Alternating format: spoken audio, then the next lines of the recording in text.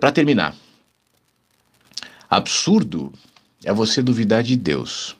Quem é você para duvidar da bondade de Deus? Mas Ele te ama assim mesmo. Flávio, por que você está falando dessas coisas? Deus é bom. Deus nos fez imagem e semelhança dele. Diz aqui a Ana Maria. Ah, eu estou puxando aqui para continuar a sequência de mensagem dela. Flávio, essas dúvidas são coisas do demônio. O que é certo, o que é errado. Bem e mal existem sim. Todo lugar é lugar para levar a palavra de Deus. Tem um vazio, ela fala para alguém aqui, do tamanho de Deus dentro do seu peito. Se aceitar Jesus, saberá que a caixa não é apertada. Não estou impondo. Que bom, hein? Eu estou falando sobre fatos. Deus é fato. Ateus são cegos. Eu tenho muita simpatia pelo Flávio, parece ser uma boa pessoa, mas deve estar sendo influenciado por pessoas erradas, pessoas que querem o mal dele. Não questione Deus, Flávio. Só confie em Deus. A dúvida é coisa do diabo, que quer te afastar de Deus e, como consequência, da felicidade verdadeira. Mas qual a dúvida em relação ao nosso Deus? É só ler a palavra dele, está tudo na Bíblia. Estou puxando as mensagens aqui. Flávio, por favor, repense. Dúvida é coisa do diabo. Foi a última mensagem que é Ana Maria. Ana Maria, obrigado. Obrigado pela tua simpatia. Eu noto aqui na sua fala um cuidado, né? Uma preocupação. Eu fico pensando, Ana Maria, eu não sei se você é uma pessoa jovem ou não, mas eu fico pensando, sabe, assim, na minha tia, ou nas minhas tias. Eu tenho umas tias muito queridas, tias que são irmãs da minha mãe. São muito queridas, né? E recentemente eu fui a São Paulo encontrá-las. Uma delas fez 80 anos, e aí uma festa surpresa, justamente quando eu estava em São Paulo, e eu aproveitei, poxa, para ver minhas tias, ver os meus primos. E essa ideia, esse discurso lembra muito alguns dos discursos e de ideias delas para mim, para o meu irmão, para minha mãe.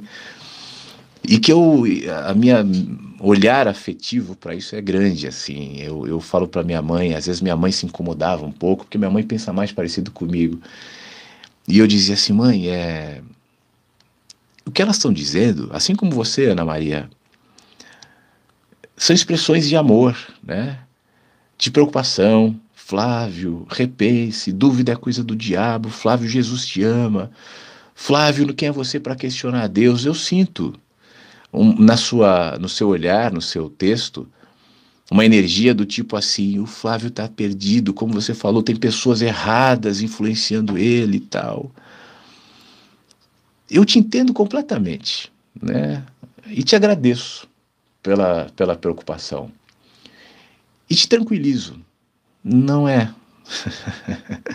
Não tem pessoas erradas, não tem nenhuma artimanha do demônio, né? Sabe, Ana Maria, eu também acho, assim como você, que Deus é um negócio tão amplo, tão grande, né? Que eu não me sinto capaz de condená-lo. Quando eu uso liberdade, até metafórica, para falar como eu falo, como Nietzsche que matou Deus, e até hoje as pessoas dizem, Nietzsche matou Deus, eu reconheço a minha total insignificância de formiga para matar Deus, para falar mal de Deus. Aliás, eu acho o conceito, a ideia, Deus, vamos falar Deus, né? Tão intrigante, tão bom. E eu acho mesmo que você tem razão. Deus é amor, Deus é bom, acho que você tem toda a razão. Mas eu acredito tanto nisso que eu me dou ao direito de, como na minha relação de amor com os meus pais, enquanto adolescente, por exemplo, de fazer os meus questionamentos, de expor as minhas dúvidas, na esperança de que os meus pais me entenderão e não me punirão. Eu sou pai. O meu filho, às vezes as pessoas perguntam, eles parecem com você? Nada. Ou pouco. Ele não tem nada ou tem alguma coisa, vai. Fisicamente não, mas ele, não, ele a coisa dos meus programas, isso que eu faço, não é muito a dele. E o meu filho pode pensar diferente de mim em muitos aspectos. E pensa, e pensa. Mas sabe, Ana, eu amo meu filho. Eu sou um nada, né? E eu jamais vou puni-lo, sabe? Eu jamais vou criticá-lo, eu jamais vou impedi-lo, muito pelo contrário. Todas as vezes que eu vejo meu filho florescer em questionamentos de vida, do mundo, mesmo que seja duvidando de mim, ou mesmo seja aquilo que eu não penso, eu te confesso que no fundo eu fico feliz porque eu estou vendo ali alguém que pensa. E eu não vou dizer assim para o meu filho: você está duvidando de mim, meu filho? Leia todos os meus livros, veja todos os meus vídeos, está tudo dito lá. Por que não está? O que eu digo, o que eu faço aqui é uma expressão daquilo que eu sou e eu vou ficar muito feliz. Você sabe que eu estava pensando nisso ontem e falei para ele isso, inclusive. A minha maior motivação em fazer o que eu faço sempre foi ele. Eu comecei a escrever, gravar vídeo, fazer tudo isso depois que meu filho nasceu, né? Porque eu sempre pensei o seguinte: eu vou deixar recadinhos para ele o dia que eu não estiver mais aqui. Bilhetinhos na vida dele, o dia que eu não estiver mais aqui. Isso aqui é um bilhetinho. Esse programa, talvez meu filho esteja vendo esse programa daqui a 40 anos e eu não esteja mais aqui, ele esteja me ouvindo falar isso. São bilhetinhos para que ele siga o caminho dele, não para que ele seja igual a mim. Ana, talvez você precise reaprender o teu olhar em relação a Deus, para que ele se projete de uma maneira amorosa e confiante. Para que você chegue num ponto em que não precise dizer: a dúvida é do diabo, a dúvida não. Leia a palavra de Deus. E aí você vai ler a palavra de Deus e aí vai ter coisa que você não vai entender. Mas eu vou perguntar para o pastor vai saber me dizer. Alguém a explicação, eu vou perguntar teologia. Não precisa de medo, Ana. E quando você vê alguém falando algo que não se enquadra no que você aprendeu, ou você acha que a gente consegue aprender Deus? Você sabe alguma coisa sobre física quântica? Você sabe alguma coisa sobre física mecânica de Newton? Você sabe tudo sobre matemática? Eu também não. Você sabe tudo sobre filosofia? Eu também não. É tudo tão vasto, né? Como é que eu vou me colocar na posição de falar: eu sei o que é Deus, eu não sei o que é Deus? Talvez, Ana, justamente por Deus ser infinito e a gente não tem nenhuma condição de aprender Deus nas nossas regras, na nossa crença, nos nossos livros, na nossa ética, na nossa moral. Você reconhece isso? Que a nossa ética e a nossa moral, ela está em movimento? Aquilo que que é certo e errado, como você bem disse, claro, eu falei aqui, existe certo e errado, eu não estou dizendo que não tem. Mas você concorda comigo que aquilo que você acha certo hoje, talvez os teus bisavós não achavam naquele tempo? Você concorda comigo? Você concorda comigo se a gente tentar impor na nossa Constituição as leis do ano 700 aqui no Brasil? Isso vai nos gerar uma série de problemas, inclusive para você.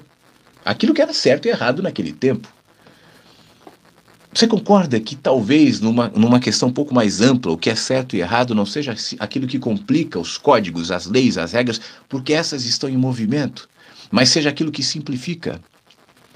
E se for aquilo que simplifica, o que é o que simplifica? O que nos basta? Nos entendermos. Sermos abertos às nossas verdades e mentiras e aos outros. Não é esse o mandamento básico do cristianismo? Amai-vos uns aos outros.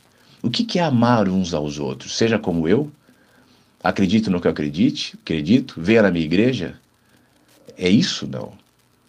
Ou amar uns aos outros implica entender que todos nós somos bichinhos que nutrem dos mesmos anseios, as mesmas sedes, como você bem disse aqui, parafraseando o Santo Agostinho, você falou para o Mota aqui no chat. Mota, esse buraco que você tem é o vazio de Deus. Essa é uma metáfora bonita que explica o buraco que temos, mas o que é Deus? Deus se qualifica como alguém que caberia na tua igreja, por exemplo? E se Deus cabe na sua corpo de regras e leis da igreja, por que existem as ambivalências, as injustiças, as destruições? Eu não chamo isso de injustiça, nem de destruição, isso é só um nome. Por que Deus é selvagem? Porque a natureza é selvagem, porque o universo é selvagem, porque o nosso corpo é selvagem, porque os nossos pensamentos são ambivalentes. Por que? Falo na rádio, deu uma quedinha no YouTube, mas já voltou. A dúvida me expande, a dúvida me abre. Será do diabo se sobre a dúvida eu projetar o medo? Não é a dúvida que é do diabo, é o medo. Da dúvida, inclusive. Tenta se pacificar. Tem muita gente que chegou aqui, Ana, igualzinho você. Eu me lembro até de algumas pessoas. Muita gente. Se você se desarmar, se você não vier me ouvindo dizendo são pessoas erradas, é o diabo, é não sei, só ouve, né? E só pensa. Pensar não é pecado. Pensar não é errado. Pensar não é do diabo. Não foi Deus que nos deu o cérebro? Não foi Deus que nos deu a condição de pensar? Então por que eu tenho que suprimir isso? Pensar é errado. Por quê? E se você conclui que pensar é errado, o que te leva a crer que o pensamento é errado é um pensamento. E se o pensamento te leva a crer que o pensamento é errado, você já entrou em contradição. Não dá para sustentar isso. Só se acalma. A sua energia, as suas palavras, mais do que para mim, falam para você de um medo teu, de que Deus seja tão pequeno que caiba no teu copo. O teu copo é a tua crença, são tuas regras, é a tua lei, esse é o teu copo. Se não couber no teu copo e transbordar, tá errado. Falta de Deus no coração.